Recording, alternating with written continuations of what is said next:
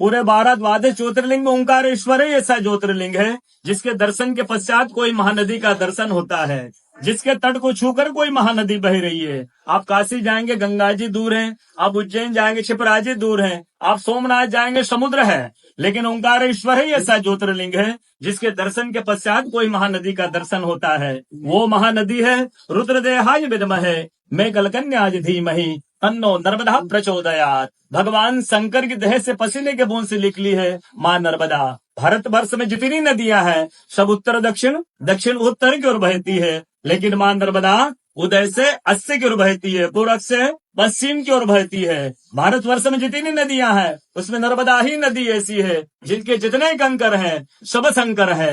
नर्मदा पुराण में ये भी कहा गया है कि नर्मदा जल के स्पर्श होने से जो शिवलिंग निकलता है उसको डायरेक्ट ले जाके पूजा कीजिए, उनको प्रतिष्ठा की आवश्यकता नहीं है। नर्मदा जल स्पर्श होने से तो स्वयं प्रतिष्ठित हो जाते हैं। अयोध्या में राम लला जी की जब स्थापना की गई थी तो नर्मदा का 2.5 फीट का नर्मदा का शिवलिंग राम जी के साथ अयोध्या में स्थापित किया गया था। और कहा गया है कि रेवा तटे तपम कुर्यात् मोक्षदायिनी गंगा। कलयुग में आपको तप करना है, नर्मदा किनारे जाइए, और मोक्ष करना है तो गंगा किनारे जाइए। रेवा तटे तपम कुर्यात् मोक्षदायिनी गंगा।